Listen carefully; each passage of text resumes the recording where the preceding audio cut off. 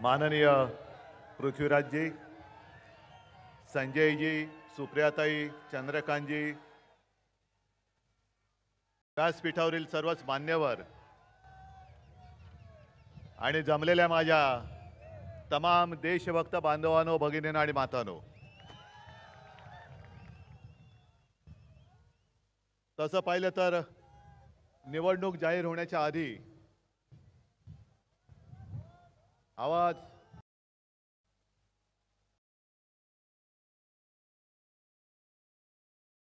आवाज येतोय?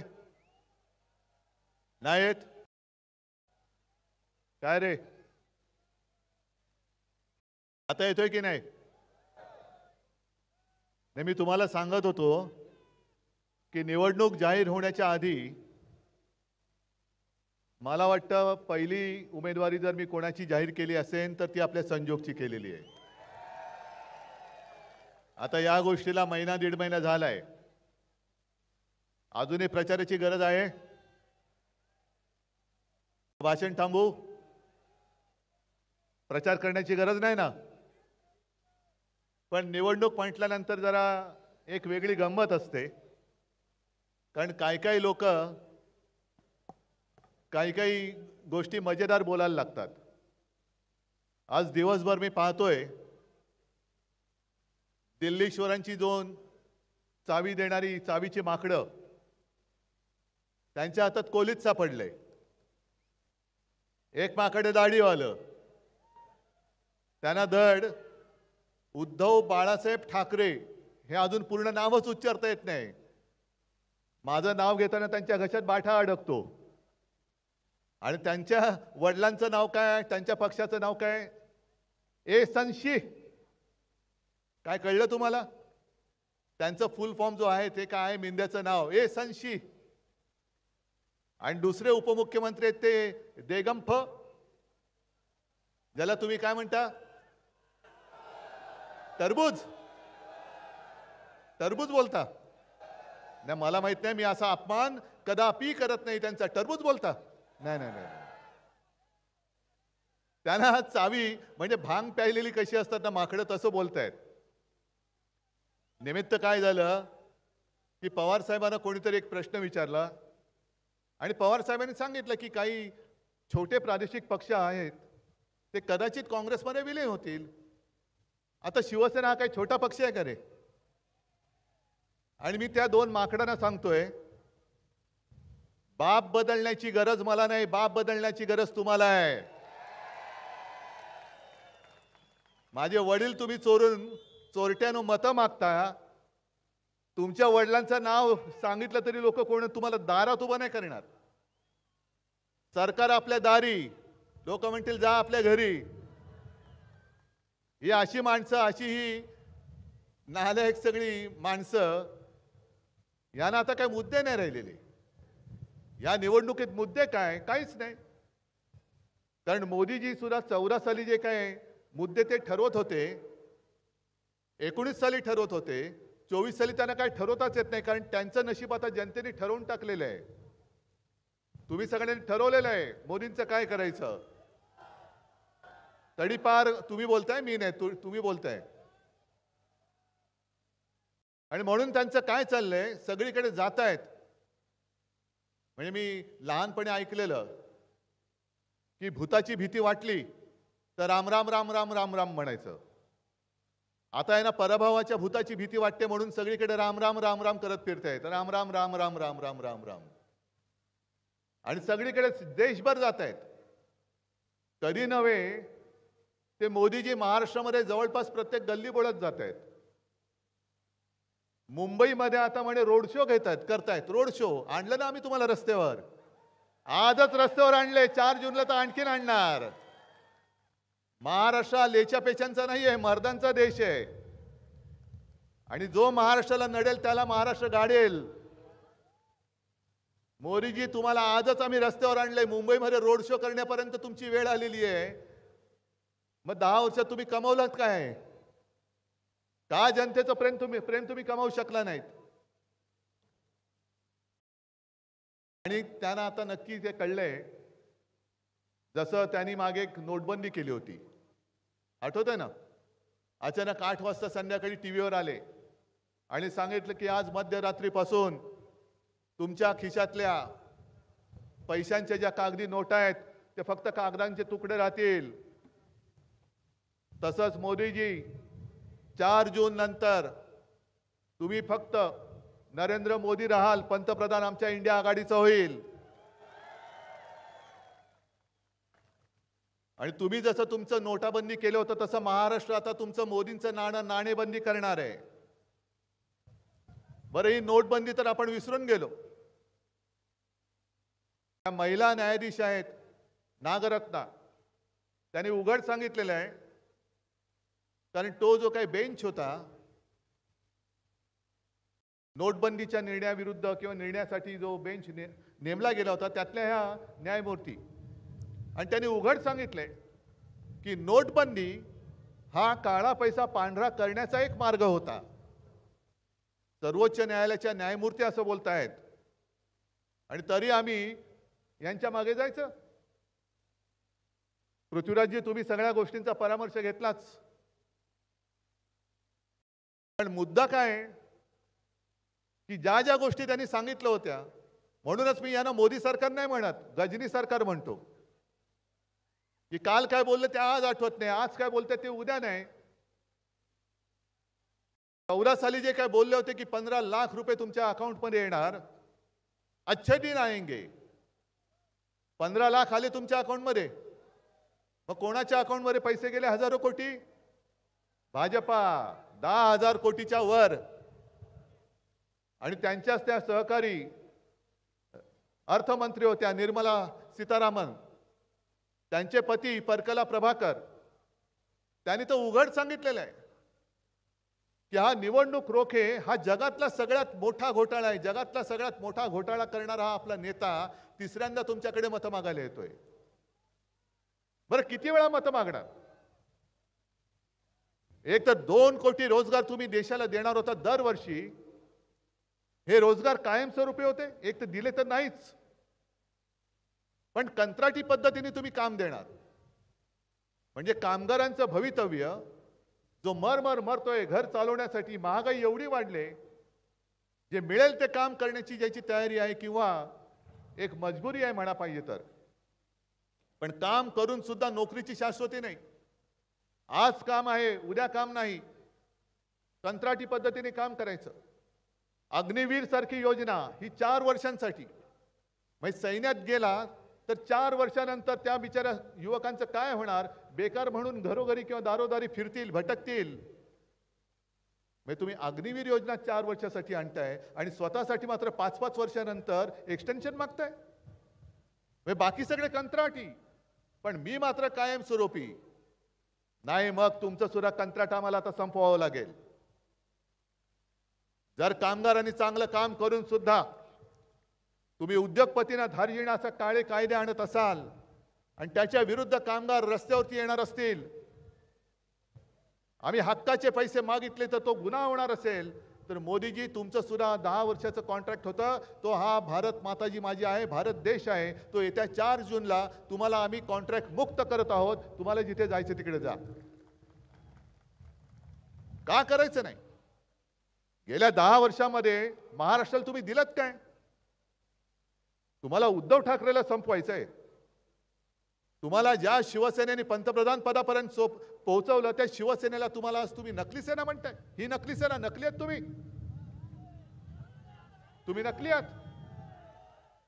म्हणजे हा माझ्या पाठीत वार नाही झालेला, हा माझ्या महाराष्ट्राच्या जनतेच्या पाठीत वार केलेला आहे. मोदीजी, तुम्ही ज्या महाराष्ट्राने दोन्ही वेळेला तुम्हाला 40 पेक्षा जास्त खासदार निवडून दिले, त्या महाराष्ट्राची अस्मिता जपणारी शिवसेना तुम्ही फोडून टाकायला निघालात. राष्ट्रवादी तुम्ही फोडून टाकायला निघालात आणि महाराष्ट्रामधले सगळे उद्योग धंदे महाराष्ट्राने तुम्हाला भरभरून आशीर्वाद दिले, तरी देखील तुम्ही गुजरातला घेऊन गेलात. मग महाराष्ट्राने तुमच्यावरती आता काय म्हणून उपकार करायचे? तुम्ही आमच्याकडे पंतप्रधान पद मागितलं, महाराष्ट्राने भरभरून दिलं, पण त्याची भरपाई तुम्ही अशी करता. आणि म्हणून छत्रपती शिवाजी महाराजांचा जो महाराष्ट्र आहे, एक तर आम्हाला कोणी प्रेमाने आलिंगन दिलं तर आम्ही प्रेमाने आलिंगन देऊ, पण जर कोणी पाठीत वार केला तर मात्र वाघ नख कसा बाहेर काढतो महाराष्ट्र हे शिवछत्रपतींनी त्यावेळेला दाखवून दिलेलं आहे. ती माझ्या महाराष्ट्राची वाघ नख आज माझ्या समोर बसलेली आहे. ही वाघ नख आहेत आणि ही वाघ नख खरी आहेत, मुनगट्टीवारांसारखी बोगस नाही आहेत. जे मुनगट्टीवार गेले होते सरकारी म्हणजे तुमच्या पैशातनं लंडनवारी करून आले, त्यांची नख कापली पाहिजेत आता खरं मुनगट्टीवारांची. म्हणे वाघ नख आणतो. अरे तुम्हाला काय तुमची योग्यता आहे, लायकी आहे? छत्रपतींची ती वाघ नख बघण्याची तरी तुमची लायकी आहे? महाराजांनी काय शिकवलं होतं आपल्याला की परस्त्री ही माते समान असते. आणि मुनगट्टीवार जे बोलतायत त्यांच्या चंद्रपूरच्या जाहीर सभेत मोदीजींच्या व्यासपीठावर बहीण भावाच्या नात्यावरती त्यांनी एवढी वाईट बिभत्स आणि विकृत टीका केली. आणि तुम्ही महाराष्ट्राचं तीच वाघ नख घेऊन काढला असता काय, कोणाचा कोथाळा काढायचा तो? हे म्हणे आपले सांस्कृतिक मंत्री. शिवसेना यांना नकोय, ठीक आहे, समजू शकतो. पण पृथ्वीराजजी तुम्ही जे बोललात ते फार महत्वाचं आहे. यांना घटना बदलायची. डॉक्टर बाबासाहेब आंबेडकर महामानव म्हणजे शिवसेना प्रमुख जे सांगायचे की दोन दैवत महाराष्ट्राने देशाला दिली, एक म्हणजे आमचे छत्रपती शिवाजी महाराज आणि दुसरे महामानव डॉक्टर बाबासाहेब आंबेडकर. आम्हाला अभिमान आहे त्यांचा. पण ह्या नाते का खुपते? एक तर महाराष्ट्रामध्ये जन्माला आलेला हा माणूस, साध्या दलित कुटुंबात जन्माला आलेला माणूस हा एवढा विद्वान असू शकतो? एवढी याची बुद्धिमत्ता कशी काय असू शकते? आणि ह्यानी लिहिलेली घटना आम्ही पाळायची हे बरोबर नाही. मग तेव्हा जे काही घडलं होतं तो मंबाजी होता ना तुकारामांच्या वेळेला, ज्या मानसिकतेने तुकारामांच्या गाथा बुडवल्या होत्या, तीच बुरसटलेली गोमूत्रधारी मानसिकता आज बाबासाहेबांनी लिहिलेली ही आपल्या देशाची घटना बदलायला मागते. हीच मानसिकता आहे, बुरसटलेली गोमूत्रधारी. तुम्ही काय आम्हाला हिंदुत्व शिकवताय? जय श्रीराम आम्ही पण बोलतो, बजरंग बली की जय आम्ही पण बोलतो, पण बरोबर गणपती बाप्पा मोरया हे सुद्धा बोलतो. आणि दुसरी आपली जी घोषणा कोणती? जोरात, जय भवानी जय शिवाजी. अरे छत्रपती शिवाजी महाराज की जय बोलल्यानंतर एखादा झोपलेला माणूस सुद्धा ताडकन उठून उभा राहील. ही ताकद ही छत्रपती शिवाजी महाराजांच्या आणि भवानी मातेच्या जय जयकारामध्ये आहे. तुम्हाला जय भवानी सुद्धा पचत नाही? जे आम्ही मशाल गीत केलं, सुप्रियाताई तू जे बोलले ना रामकृष्ण हरी, पाठवा त्यांना घरी. आणि रामकृष्ण हरी पेटवा मशाली, मशाली पेटवा. जय भवानीवरती यांच्यात पोटदुखी, पोटात मुरडा आला. महाराष्ट्रामध्ये उद्योगधंदे राहता कामा नयेत. जे होते ते घेऊन गेले, मुंबईचा हिरे बाजार नेला, सगळं काही घेऊन चाललेले आहेत. आणि म्हणून मी तुम्हाला वचन दिलेलं आहे माझ्या वचननाम्यात, इंडिया आघाडीचं सरकार आल्यानंतर जे महाराष्ट्राचं लुटलेलं वैभव आहे ते त्याही पेक्षा दाम दुपटीने मी महाराष्ट्रात पुन्हा उभं करून दाखवल्याशिवाय राहणार नाही. आणि यांची मस्ती एवढी वाढली की 2 दिवसापूर्वी एक मुंबईच्या वृत्तपत्रात जाहिरात आली, गुजरातची कंपनी, ऑनलाईन जाहिरात, मराठी माणसांना प्रवेश नाही. मी त्यांना सांगतोय, सगळ्या गुजराती माणसांबद्दल माझ्या मनात आकस नाही, इकडे सुद्धा काही आले असतील, पण खास करून या मानसिकतेचे जे लोक आहेत त्यांना सांगतोय, महाराष्ट्रामध्ये जर तुमची कंपनी उघडी ठेवायची असेल तर मराठी माणसाला नोकरी द्यावी लागेल, नाहीतर तुमचं सुद्धा शटर आम्ही बंद केल्याशिवाय राहणार नाही. करा गाशा गुंडाळून निघून जा. मोदीजी तुम्ही आमच्या या सुखामध्ये मीठ कालवत आहात. तुम्ही देशाचे पंतप्रधान आहात आणि तुम्ही गुजरात आणि संपूर्ण देशामध्ये एक कळत नकळत भिंत का बांधता आहात? गुजरातही आमचा आहे. अगदी 92-93 साली सुद्धा मुंबई मधले गुजराती बांधव हे शिवसेना प्रमुखांच्या शिवसैनिकांनी वाचवले होते. मोदीजी तुमच्या भेकड भाजपच्या कार्यकर्त्यांनी नव्हते वाचवलेले. आम्हाला नकली सेना म्हणता. म्हणून मी म्हटलं की जे शिवसेनेला नकली म्हणतात ती बेअकली लोक आहेत. असतील जो नकली म्हणेल तो बेअकली आहे. जा कोण म्हणा, ज्याला म्हणायचं नकली तू बेअकली आहेस, ज्याला बोलायचं बोल म्हणावं. एक तर तुमच्यामध्ये काही कर्तृत्व नाहीये, एक एक विषय ते जे काय काढत गेले. पहिल्यांदा सांगितलं 400 पार म्हटलं, तुम्ही म्हणाला तडीपार. मग काय कळलं? कोण मटण खाते, कोण मासे खाते, कोणाला किती मुलं. कोणाला किती मुलं याचा त्यांचा प्रश्न आहे. भाजपला राजकारणात मुलं होत नाही त्याला आमचा काय दोष आहे? म्हणून तुम्हाला आमची मुलं चोरावी लागतायत. बरं, मुलं चोरली ती चोरली, आमचे वडील पण चोरताय, मग तुमचं काय? तुम्ही कोण आहात? तुम्ही कोण आहात मग? ना जर तुम्हाला मुलं होत आणि वडील नाहीत तुम्हाला, मग अशी ही सगळी अनावरस माणसं ही भाजपामध्ये, म्हणून मी यांना भाकड म्हणतो.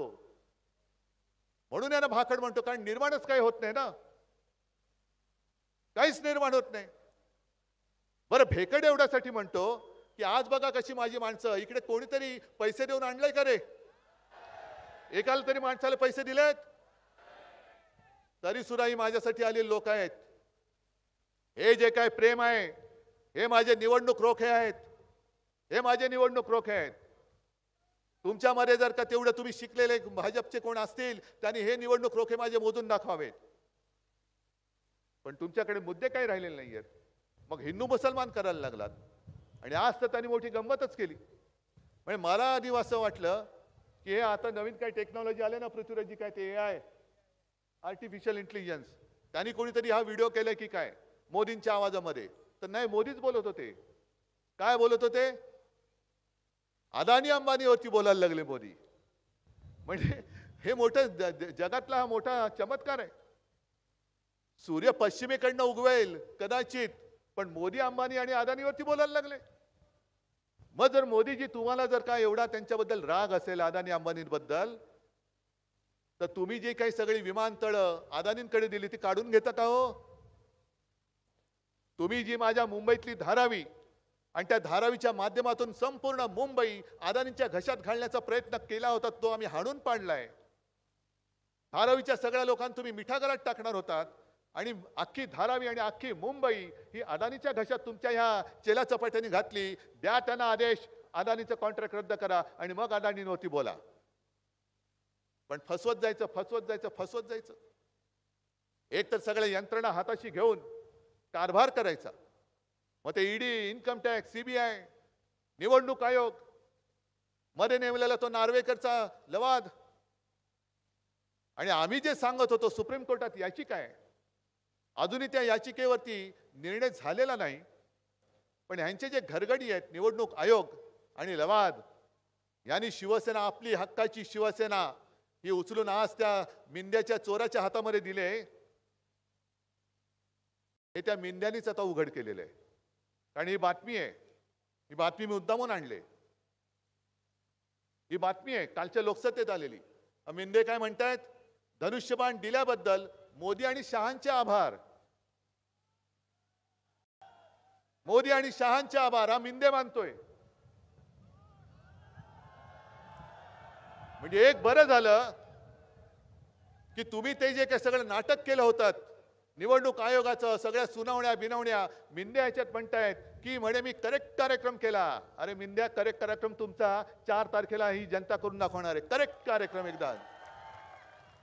आणि मग मी मोदीजींना सांगितलं, शहाजींना सांगितलं, मी माझं काम केलंय, आता तुम्ही तुमचं काम करा. आणि मग त्यांनी खरी शिवसेना आणि धनुष्यबाण हे आपल्याला दिलं.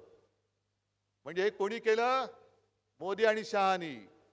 हे सर्वोच्च न्यायालयामध्ये हा मोठा पुरावा आता झाला की चोर स्वतःच्या तोंडातनं त्यांनी कबुली दिलेली आहे. चोरांनी कबुली दिलेली आहे. आता याला गुन्ह्याची याला शिक्षा दिली गेली पाहिजे. सर्वोच्च न्यायालय त्यांचा निर्णय देईल. पण मी जनतेच्या न्यायालयामध्ये न्याय मागायला आलेलो आहे. ही गद्दारी ही तुम्हाला मान्य आहे? या पद्धतीने आमची शिवसेना ही तुम्ही त्याला दिलीत. निवडणूक आयोगाचं काम हे निवडणूक चिन्ह देण्यासाठी ठीक आहे. जसं कोण पाकिट मार असतं तसं पवार साहेबांचं घड्याळ मारलं यांनी. ही चोर कंपनी, आमचं धनुष्यबाण चोरलं. पण निवडणूक आयोगाचं काम हे चिन्ह देण्यापुरतं मी समजू शकतो, पण आमचं नाव निवडणूक आयोगाला बदलता येणार नाही. मी ते मान्य करणार नाही. माझ्या पक्षाचं नाव शिवसेना आहे, जे माझ्या आजोबांनी दिलेलं आहे. आणि जर हे मान्य होणार नसेल तर त्या निवडणूक आयुक्ताचं नाव मी धोंड्या ठेवलेलं आहे. हे धोंड्या. मग मला विचारतील, हे का तुम्ही मला धोंड्या का म्हणता? मग त्यांना मी सांगेन, तुमचे मालक आमच्या खऱ्या जो असली 52 कशी सोन्यापेक्षा जास्त तेज पुंज असलेला हा शिवसैनिक आहे, त्याला नकली म्हणतो. मग तू धोंड्या नाही तर दुसरा कोण आहेस? या या सगळ्या ज्या काही गोष्टी चाललेल्या आहेत, ही हुकुमशाहीकडे वाटचाल आहे, नाही तर दुसरं काय आहे? तुम्हाला सगळ्यांना कल्पना आहे की साधारणतः गेल्या वर्षी ते जे कोण होते, किरण रिजिजू, त्यांनी न्यायालयावरती ताबा मिळवण्याचा प्रयत्न केला होता. पण सुदैवाने आपल्या सर्वोच्च न्यायालयाचे न्यायाधीश कणखर आहेत, म्हणून त्यांनी तो प्रयत्न हाणून पाडला. नाहीतर जसं इस्रायलमध्ये झालं तसं त्यांनी ती न्यायव्यवस्था कधीच घेतली असती. आणि घटना बदलायचे हे एवढ्यासाठी भीती सगळ्यांना का वाटते? कारण जसं तुम्ही इकडे आज संजय सिंग आलेले आहेत, त्यांचा दिल्ली सरकारचा जो अधिकार हा कोर्टाने दिल्ली सरकारला म्हणजे केजरीवालजींना दिला होता. पण कोर्टाने दिलेला निर्णय यांनी तत्काळ लोकसभेत तो विषय घेतला आणि त्यांच्या बहुमताच्या पाशवी बहुमताच्या जोरावरती तो फिरवून टाकला. कोर्टाने दिलेला निर्णय फिरवला आणि सगळे अधिकार दिल्ली सरकारचे, केजरीवाल सरकारचे हे मोदींनी त्यांच्या हातामध्ये घेतले. यांना 400 पार का व्हायचंय? कारण गेल्या संसदेच्या अधिवेशनात जवळपास 150च्या आसपास विरोधी पक्षाचे खासदार यांनी निलंबित करून टाकले आणि त्यांना पाहिजे असलेले कायदे हे मंजूर करून टाकले. आणि आता 400 पार एवढ्यासाठी पाहिजे की घटना बदलण्यासाठी समोर कोणी असता कामा नये, कोणीच असता कामा नये. संजय जी, आपने कहा सही कहा, जो बात पुतिन ने की, जो बात हिटलर ने की, त्यांनी सुद्धा हुकुमशाही आणली, ती संसदेच्या माध्यमातून आणली आणि मग पाशवी बहुमताच्या जोरावरती त्यांनी देशाचा काबू घेतला. आणि त्याच्यासाठी ही निवडणूक उद्धव ठाकरेची नाहीये. उद्धव ठाकरे तुमची लढाई लढतोय आणि म्हणून त्यांना प्रश्न पडलाय की अरे याचं सगळं तोडलं तरी हा तुटत का नाही? पवार साहेबांचा पक्ष फोडला तरी हा माणूस थांबत का नाही? अशोक चव्हाणांसारखा आदर्श नेता घेतला तरी काँग्रेस अजून जिवंत कशी?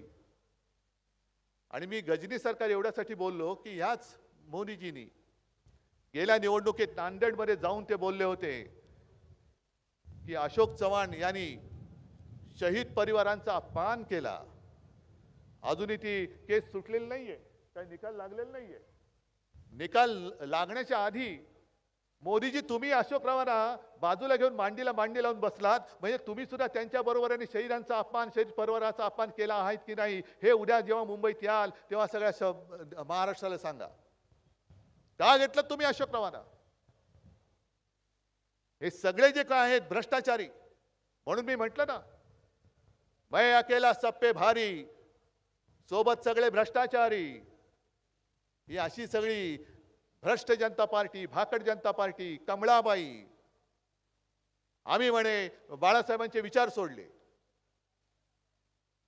आम्ही बाळासाहेबांचे. अहो मोदीजी, बाळासाहेब का तुमच्या वर्गात होते? हा, हिंदू हृदय सम्राट म्हणा पहिल्या प्रथम, हिंदू हृदय सम्राट. जे भाग्य तुम्हाला कधी मिळणार नाहीये. कारण स्वतः पदव्या लावून अंधभक्तांकडनं म्हणून घेणं हे अशी बाळासाहेबांची सवय नव्हती. जनतेने दिलेली त्यांना ती एक उपाधी होती. म्हणून एकमेव हिंदू हृदय सम्राट शिवसेना प्रमुख बाळासाहेब ठाकरे. आणि आता जे काही चाललंय, तुम्ही माझ्याकडनं गद्दारी करून घेऊन हेच झालं. या गद्दारीचे सूत्रधार मोदी आणि शाह आहेत.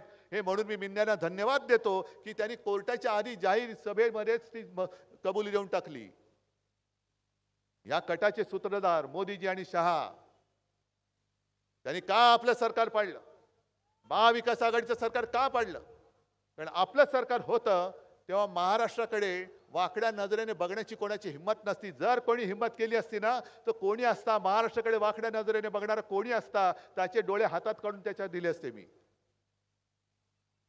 आताची जी काही फेकड लोक गेलेत, अहो डोळ्यात डोळे घालून बघण्याची हिंमत नाही. संपूर्ण महाराष्ट्र लुटला जातोय. म्हणजे ज्या शिवछत्रपतींनी स्वराज्यासाठी सुरत लुटली होती, तो छत्रपतींचा महाराष्ट्र, सुरतेचे 2 लोक दिवसा ढवळ्या लुटतायत आणि हे मिंदे शेपट्या हलवत तिकडे लाचारी करतायत. पण ते लाचार झाले म्हणून आपण लाचार झालोय. आपल्याला लाचार होऊन चालणार नाही. कारण सगळे आपले पूर्वज, अगदी आपले छत्रपती शिवाजी महाराज, डॉक्टर बाबासाहेब आंबेडकर, हिंदू हृदय सम्राट, सगळे जे कोणी आहेत सगळे साधू संत, अगदी लोकमान्य टिळक सुद्धा आपल्याकडे बघत असतील. ज्या टिळकांनी तेव्हा इंग्रज सरकारच्या वेळेला भर कोर्टात सांगितलं होतं की स्वराज्य हा माझा जन्मसिद्ध हक्क आहे आणि तो मी मिळवणारच. हे धाडस फक्त तेव्हा महाराष्ट्राने केलं होतं. एक मराठी माणूस लोकमान्य टिळकांच्या रूपाने तो सिंहाने ती गर्जना केली होती. मग तोच महाराष्ट्र आज काय करतोय टिळक बघत असतील. आणि महाराष्ट्राने ठरवलं पाहिजे की होय, स्वराज्य हा माझा जन्मसिद्ध अधिकार आहे आणि तो मी राखणारच. कोणी आला तरी आम्ही त्याला तो घेऊ देणार नाही. हे बाकीचे सगळे प्रांत उभे राहिलेलेच आहेत. दिल्लीमध्ये सुद्धा संजय सिंग लढा देत आहेत, केजरीवाल आतमध्ये तुरुंगात आहेत. पण एक नारा संजय जी मुझे अच्छा लगा, जो आपने स्वागत के लिए आपके जो लोग आए थे, उन्होंने कहा जेल का बदला वोट से लेंगे. तुम्ही तुरुंगात टाकलं, आम्ही तुम्हाला मत देणार नाही, आम्ही तुम्हाला खाली खेचतो. आणि जे शेतकरी, मी तर आता उद्या पण जाणार आहे, परवा पण जाणार आहे, रोज माझ्या सभा होत आहेत, त्या सर्व शेतकऱ्यांना सांगतोय की तुम्ही तुमचे न्याय हक्क मागायला दिल्लीमध्ये चालला होतात, तुम्हाला येऊ दिलं नाही. दिल्लीमध्ये ज्या बंदुका चीनवरती रोखायला पाहिजे होत्या त्या बंदुका तुम्ही शेतकऱ्यांवरती रोखल्यात. माझ्या शेतकऱ्यांवरती तुम्ही अश्रुधूर सोडलेत, तारेची कुंपणे टाकली, खिळे टाकले. का तर नाही, माझा अन्नदाता, अन्न घेऊन या, दात्याला बाहेर ठेवा. शेतकऱ्याला येऊ नाही दिलं. आता शेतकऱ्यांनी शेतकरी बनून मतदान केलं पाहिजे. आणि ज्या मोदी सरकारने तुमच्या हक्काच्या राजधानीमध्ये तुम्हाला येऊ दिलं नाही, त्या मोदी सरकारला आता दिल्लीत तुम्ही परत येऊ द्यायचं नाही, ही शपथ घेऊन शेतकऱ्यांनी आता मतदान केलं पाहिजे. आणि मला वाटतं मशाल पुरेशी भडकलेली आहे. ज्या हातात मशाल आहे तो हात सुद्धा मजबूत आहे. आणि मजबूत हातामध्ये मशाल धरल्यानंतर विजयाचं रणशिंग हे आपण फुकलंच पाहिजे. विजयाचं रणशिंग फुकलंच पाहिजे. आणि म्हणून मी तमाम इथल्या जे काही आजूबाजूचे, अगदी अमोलचा सुद्धा वॉर्ड आहे, पुण्याचा आहे, सगळ्या वॉर्डामध्ये जसं सुप्रियाताई तू सांगितलं तसं मी सांगतोय, जिथे जिथे जी आपली उमेदवार मंडळी ज्या ज्या पक्षाचं चिन्ह घेऊन उभे असतील, काँग्रेसचा असतील हात, तर शिवसैनिकांनी हाताचं काम करायचं. जिकडे तुतारी फुकणारा मावळा असेल त्या राष्ट्रवादीचं काम शिवसैनिकांनी करायचं. आणि मशाल असेल तिकडे तर प्रश्नच नाही. मशाल अशी भडकली पाहिजे की त्याच्यामध्ये हुकुमशहाचं आसन हे जळून भस्म झालं पाहिजे. आणि 4 तारखेला लोकशाहीच्या विजयाचा जल्लोष हा संपूर्ण महाराष्ट्रामध्ये जो होईल, त्याच्यामध्ये मला हा मावळचा प्रांत सुद्धा पेटून उठलेला दिसला पाहिजे, एवढीच एक अपेक्षा करतो आणि आपली रजा घेतो. जय हिंद, जय महाराष्ट्र. धन्यवाद. कोणी जाऊ नका. यानंतर सर्वप्रथम ज्यांची उमेदवारी. आपल्या परिसरातील महत्त्वाच्या बातम्या पाहण्यासाठी आमच्या सत्यविचार.in न्यूज चॅनलला यूट्यूबवर सबस्क्राईब करा आणि बेल आयकॉन प्रेस करा.